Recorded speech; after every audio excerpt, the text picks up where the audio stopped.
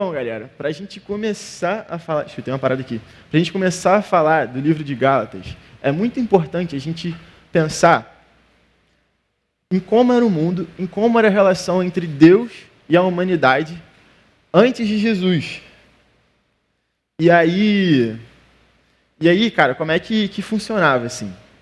Deus, cara, amou a humanidade, beleza? E decidiu se relacionar com a humanidade através de um povo específico, que era o povo de Israel. E aí, você já pode... O povo de Israel era um povo mesmo, tá ligado? Israelitas. E aí, você já pode pensar assim que, cara, isso é meio problemático, né? Como é que um Deus, que é totalmente santo, perfeito, vai conseguir se relacionar com um povo que é humano, que é falho, que é cheio de problema, que mata um outro, que faz um monte de besteira? Como é que Deus se relaciona com um negócio desse? Assim, alguém perfeito? Então, pô, doideira completa, doideira com loucura.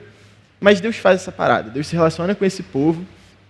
E aí, Deus revela a sua palavra para ele. Então, sabe o Antigo Testamento? Pô, o Antigo Testamento foi, sobretudo, revelado para esse povo. E aí a gente tem, Gênesis, Êxodo, todos esses livros assim foram revelados para eles. E, ao mesmo tempo, por Deus ser perfeito e eles não, existia algo a se contornar. Cara, existiam algumas leis que serviam para representar isso, para que Deus e a humanidade pudessem se relacionar. Então, assim, Israel era um povo separado para Deus, beleza? Então, esse povo precisava ter marcas de que era um povo separado. E nisso, uma série de leis foram feitas mesmo para que aquele povo fosse separado. Outras leis serviam mesmo para esse relacionamento. Então, tipo assim, e para simbolizar isso, sobretudo. Então, pensa comigo. Cara, Deus é completamente santo, a gente é ruim. Aí, tinha lá uma determinada lei, cara, oferece em sacrifício um bichinho e tal. Esse bichinho, pelo sangue dele, vai meio que te purificar assim, e aí, simbolicamente, você vai estar puro para ir diante de Deus. Tá ligado? Precisava dessas paradas. Só que a real é que essa aliança era muito temporária, tá ligado? Porque, não vai ser o sangue de um bichinho que vai livrar a gente das besteiras que a gente faz. E aí, para que serviu então essa lei, cara? Para 3 coisas principalmente, tá? Ela serviu para primeiro mostrar que Deus é completamente perfeito mesmo, que não tem jeito. Para depois mostrar que a gente é bem imperfeito. E para depois mostrar que é o seguinte, cara, o Messias precisa vir, tá ligado? Não tem como a relação de Deus e o homem ficar assim. Alguém precisa fazer alguma coisa, o Messias precisa vir. Então, isso foi o principal. E aí vem a nova aliança. Galera, eu estou falando essa parada, é tão importante e vai fazer sentido depois. Na nova aliança acontece o seguinte, Jesus vem, Jesus se sacrifica, e aí essas leis cerimoniais já não fazem mais sentido. Por quê? Porque Jesus cumpre todas essas leis. Se antes alguém tinha que sacrificar um bichinho, cara, Deus se deu como sacrifício permanente e perfeito para que a gente pudesse se relacionar com Deus. E aí acontece algo que assim, é fenomenal para eu e para você, especificamente, que a gente mora no Brasil, tá? Deus não se relaciona mais com o povo de Israel, um povo restrito. Agora abriu, cara. Todo mundo que crê em Deus pode se relacionar com Ele, que crê no sacrifício de Jesus pode se relacionar com Ele. E aí chega um problemaço, assim, um problemaço da igreja de Gálatas. O que acontecia? Paulo entendeu essa verdade por completo. Jesus salva, só Jesus é suficiente, a justificação é pela fé nele. Aí tinha uma meia dúzia de palhaços na igreja da Galácia que ficava falando que não, que assim, que Jesus pode até salvar e tal, mas você tem que seguir as leis também do judeu, senão vai ficar ruim pro seu lado. E aí Paulo olha aquilo, assim, tipo, cara, não pode, não é isso. Enquanto um lado dizia que você tinha que observar o calendário judeu, fazer umas paradas, que você tinha que se circuncidar, que você tinha que se apoiar na lei, Paulo vai falar o seguinte, cara, quem apoia a sua vida na própria lei está sob maldição, está ferrado. Paulo vai afirmar que não existe mais diferença entre o judeu, o gentio, homem e mulher, a gente é um diante de Deus, uma só coisa. E então, qual que é a parada, assim? Para que Paulo está escrevendo esse negócio, tá? 2 motivos. Primeiro, marreta na cabeça dos caras que estavam falando besteira, tá? Então, assim, é maravilhoso, cara. Só falta Paulo colar 5, assim, na cara dos caras. É muito bom você ver Paulo estressadão, muito legal. E aí, cara, vamos bater nesses caras que estão falando besteira. E segundo, vou ter que lembrar vocês do que é o evangelho de verdade. Beleza? Paulo escreve, principalmente por esses dois motivos. Mano, chegou a hora de vocês, pararem de palhaçada e eu vou jogar para vocês não com violência, né? Mas eu vou jogar assim, descascando o que é o evangelho. Beleza? Então, introdução, tudo ok? E aí, cara, essa é a parte mais importante da pregação. Não sei se eu deveria falar isso, né? Mas eu vou falar, cara, a parte mais importante da pregação vai ser agora. Esse é o evangelho. Esse é o evangelho que Paulo queria defender. O que acontece, cara? É uma história isso aí. Deus e o homem viviam juntos, unidos, e caminhavam para a eternidade, para o céu juntos. Cara, acontece a queda, o homem cai, e isso é um problemaço. O homem começa a ter erros, o homem começa a morrer, o homem começa a invejar, a ter orgulho, o homem começa a assassinar, a furtar, e por isso que teve que vir um monte de leis falando sobre isso. E, cara, o homem se separa completamente de Deus. Impossível, não tem como. É uma queda mesmo. E aí, cara, acontece algo fabuloso, maravilhoso. Deus decide cair. Deus decide cair, se tornar homem, para ressuscitar e levar o homem de volta à presença de Deus. De um modo que depois da cruz, Deus e o homem podem caminhar juntos de novo em direção à eternidade. Isso é a mensagem do Evangelho. Se você quer saber, assim, de maneira bem resumida, é isso. Cara, Cristo morreu pelos nossos pecados, foi sepultado, ressuscitou no terceiro dia, segundo as Escrituras. Por quê?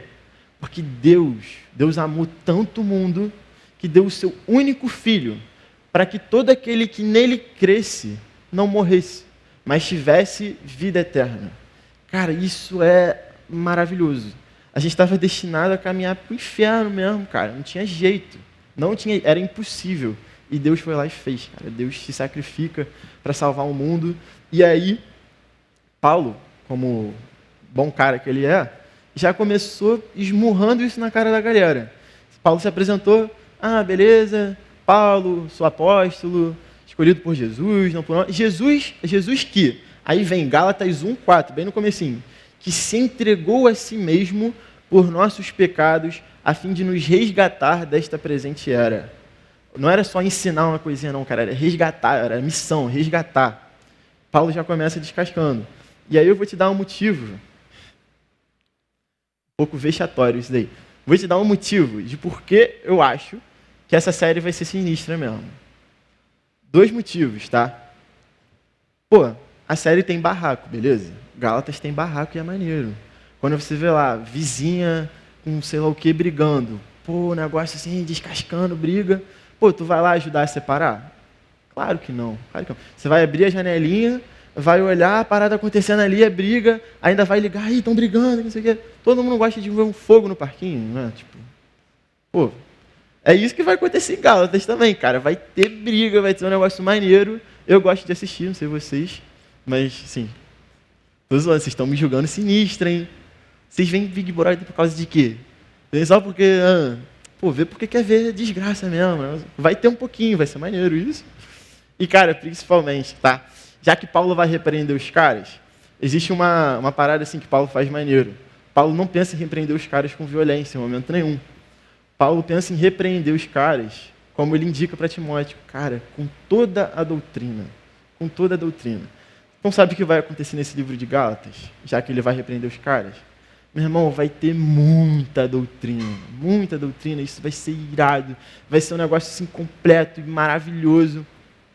Em específico, cara, Paulo vai querer reafirmar o que é o Evangelho. E aí tem um cara que eu gosto muito, que é um teólogo, que acho que geral gosta, Tim Keller.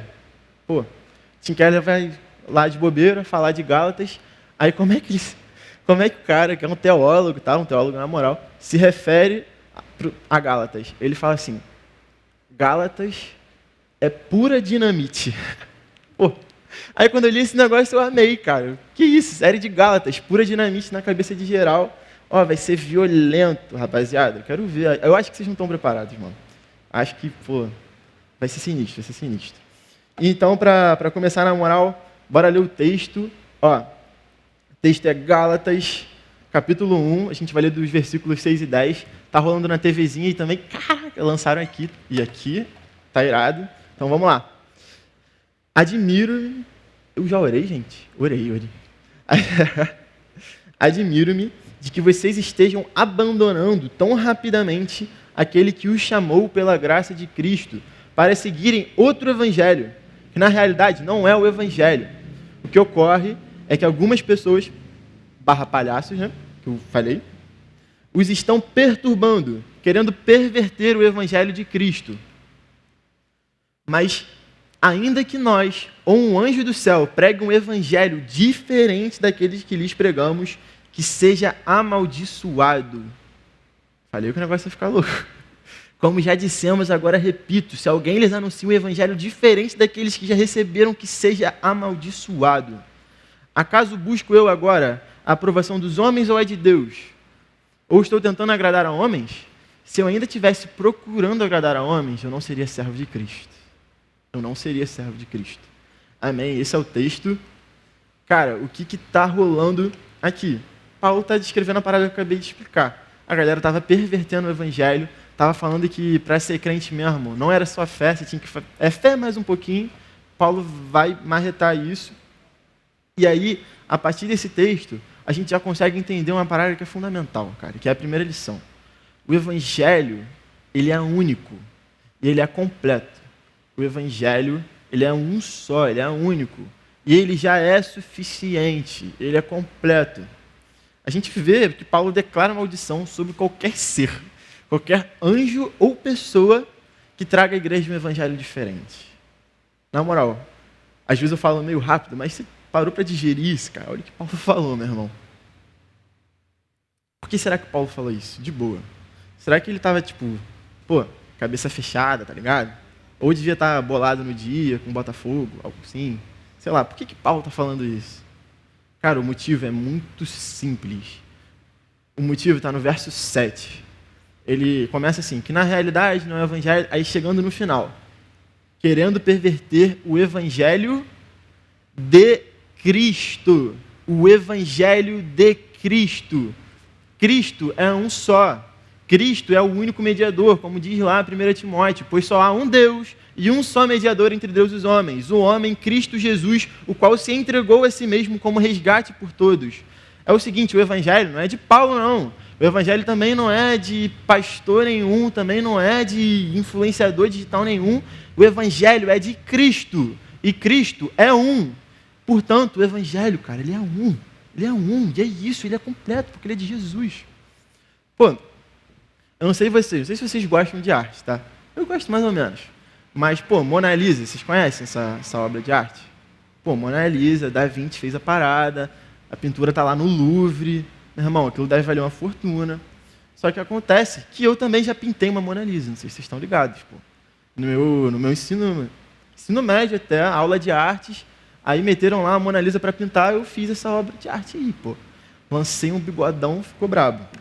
E aí, o que assim, de boa, gente. Você acha que se alguém chegasse lá e falasse, tem aqui a Mona Lisa, tô vendendo, pá, mas não é a Mona Lisa de Da Vinci, é a minha Mona Lisa. De boa, vale alguma coisa? Na moral, meu irmão. Não vale nada. Agora, meu irmão, você pega a Mona Lisa de Da Vinci. Caraca, Mona Lisa de Da Vinci, brother, você tá doido, você não vai nem mexer naquilo. Imagina alguém fala assim, olhei lá no Louvre, a pintura, mas está faltando os negócios. Vou complementar aqui, vou fazer um negócio aqui, sei lá o quê. Cara, não, isso não pode acontecer de jeito nenhum.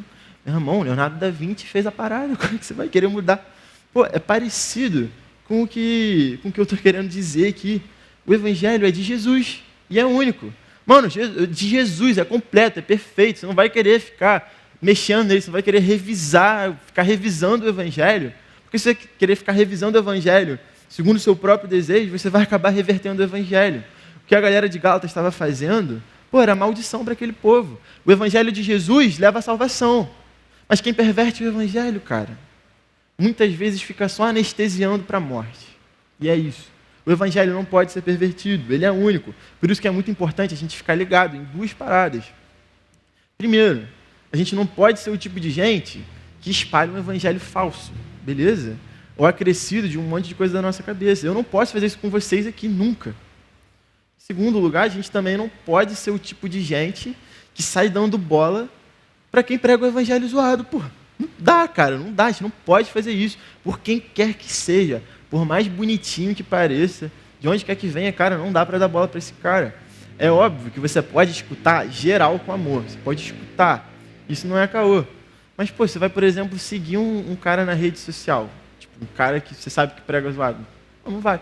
Aí você fica, Diogo, você fala assim, mas, pô, como é que eu vou saber se o cara tá pregando zoado ou não?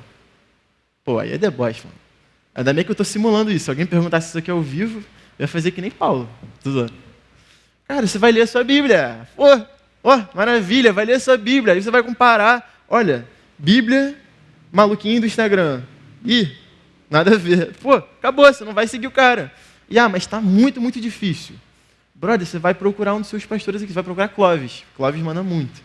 E aí você vai falar, pô, Clóvis, vi esse post aqui, sei lá o quê, o que você acha disso e tal? E aí, Clóvis vai, de repente, trazer uma resposta. Aí você fica, pô, maior contradição, né? O evangelho é de Cristo, mas agora é de Clóvis?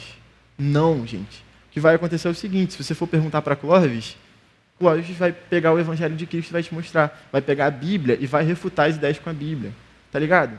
Então, assim, de boa, essa parada é muito importante. Porque a maior galera vai querer enfiar um monte de besteira na nossa cabeça e a gente tem que estar preparado. Tem que se preparar com a palavra. Beleza? Tudo isso porque o evangelho é único e completo e não tem como. Tem que ser o evangelho de Jesus.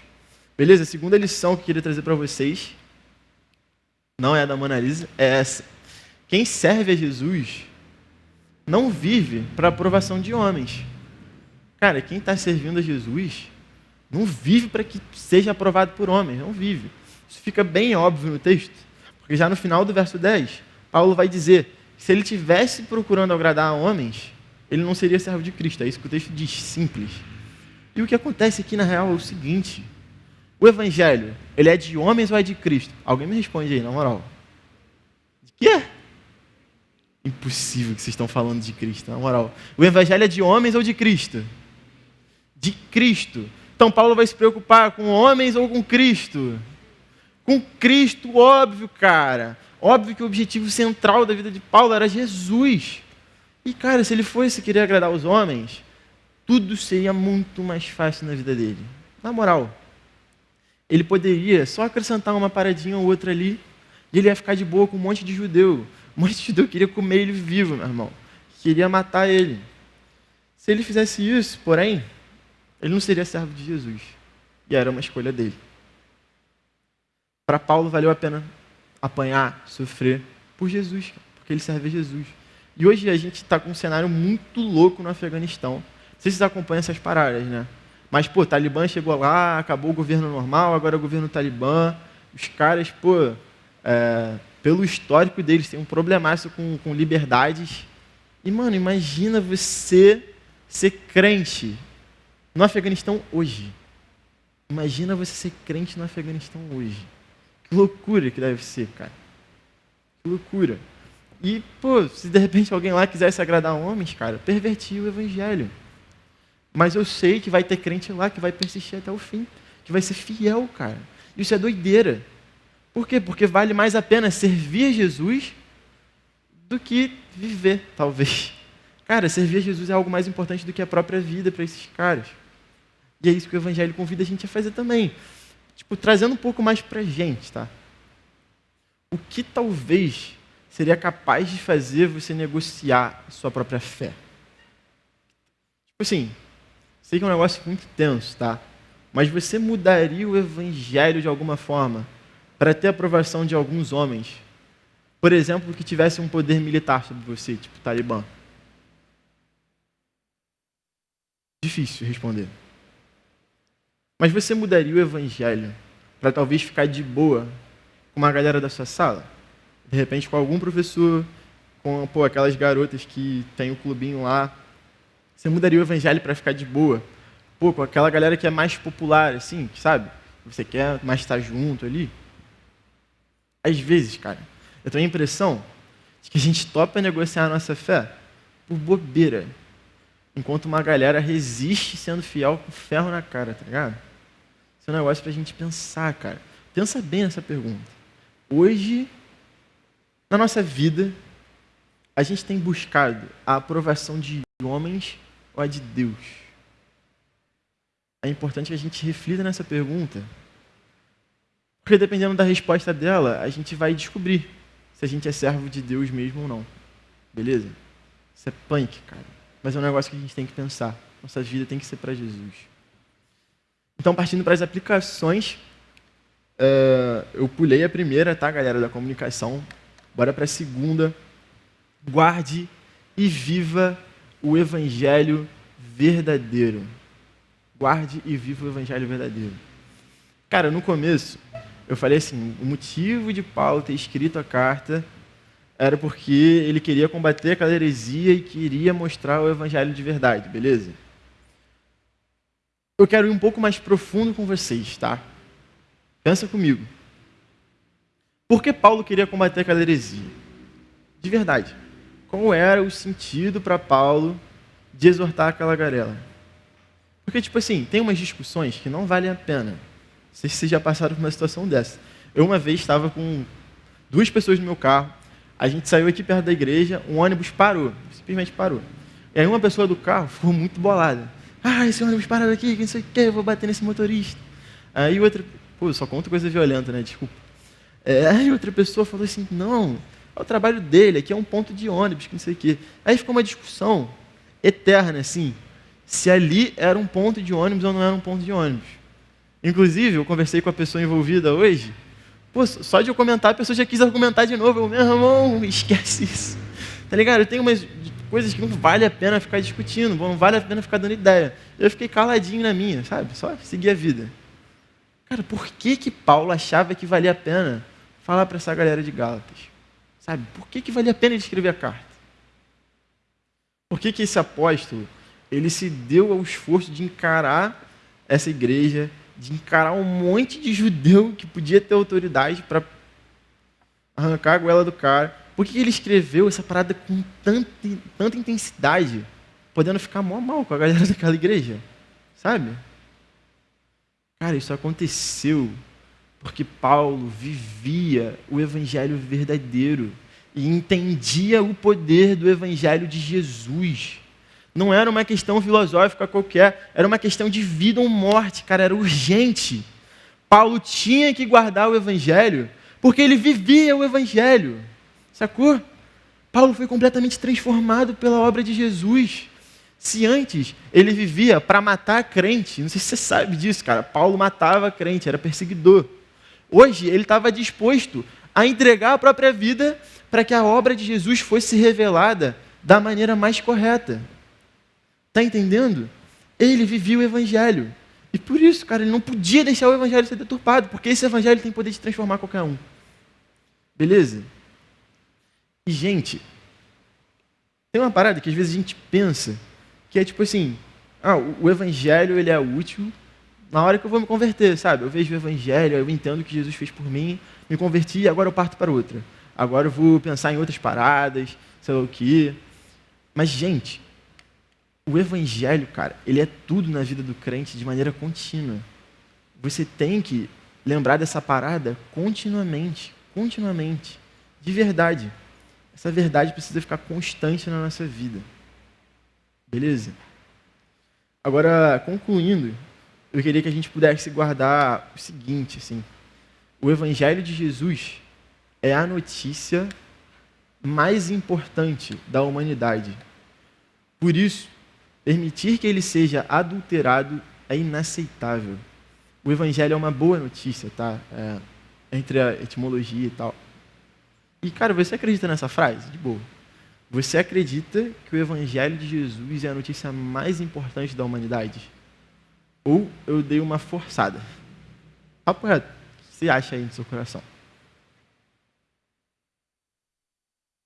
Aqui no UP, nesse ano, uma galera se batizou, uma galera fez profissão de fé, e tem um vídeo que já está rolando aí no YouTube, e eu separei algumas aspas, assim, de que a galera que estava falando se batizou no vídeo. Aí eu queria ler falar o que eles falaram um pouquinho, e aí você pensa mesmo, se eu estava forçando, ou se realmente, cara, o evangelho é a notícia mais importante, capaz de transformar qualquer vida. Então aqui vai. Tomei essa decisão porque Jesus é muito importante na nossa vida. Cada dia mais eu tenho percebido a presença dele. Jesus, para mim, é meu salvador. Mesmo quando eu me afasto e erro, ele continua me amando e me querendo por perto. Quando eu entendi que Jesus nos ama, independente dos nossos erros, do quão ruim a gente é, por que não se entregar a ele? Eu decidi assumir esse compromisso do batismo, porque desde que eu entendi aquilo que Jesus fez por mim na cruz, de ele ter limpado todos os nossos pecados, não dá para ficar indiferente diante disso. O sacrifício dele me deu paz para viver, me deu graça, me deu liberdade. Jesus é tudo para mim. Cara, aleluia. Que outra notícia é capaz de trazer graça, de trazer liberdade, de fazer a gente viver? Através do evangelho, cara, a gente encontra aquilo que a gente mais precisa. Por isso que não é possível, meu irmão. Não dá. Não dá pra gente querer falar um evangelho diferente. Não dá pra gente não querer espalhar o evangelho. Beleza? Esse é o evangelho que transforma a nossa vida, que transformou a minha vida. E é dele que a gente tem que se lembrar sempre. Amém? Meu Deus e meu Pai, muito obrigado, Jesus. Muito obrigado pela tua obra naquela cruz, Senhor. Muito obrigado, Jesus, porque aquilo que você fez por nós, Senhor, ninguém poderia fazer, Jesus. Quem poderia, Senhor, nos amar a ponto de se humilhar e ser obediente até a morte, Senhor, e morte de cruz, Jesus. Obrigado, Jesus, porque a gente estava destinado a falhar, Senhor, mas você abriu para a gente em Jesus um caminho até você, Jesus. Obrigado porque no teu evangelho a gente é livre, Senhor, e a gente pode ser salvo crendo em você. Jesus, eu oro, Senhor, por todas as pessoas no Afeganistão, Jesus, especialmente pelo grupo do Talibã, Pai. A gente viu, Senhor, de um cara chamado Paulo que escreveu essa carta, que antes perseguiu os cristãos, Senhor, e teve um encontro contigo tão impactante, Senhor. Tão impactante, Jesus, que ele mudou completamente de vida. Senhor, você é o mesmo Deus ontem, hoje, para sempre. Jesus, que você possa tocar o coração daquelas pessoas, Senhor, que têm perseguido os crentes, Senhor, e que você possa transformar essas pessoas para que de perseguidores da tua obra, elas sejam cooperadoras da sua obra, Senhor. Por favor, se revela na vida deles e se revela na nossa vida, Senhor, dia após dia, Pai. Que a gente te ame e te exalte, Senhor, e lembre daquilo que você fez por nós, Senhor. Muito obrigado, Senhor. Que você receba todo o nosso louvor essa noite, para a honra e glória do teu nome, Jesus. Amém.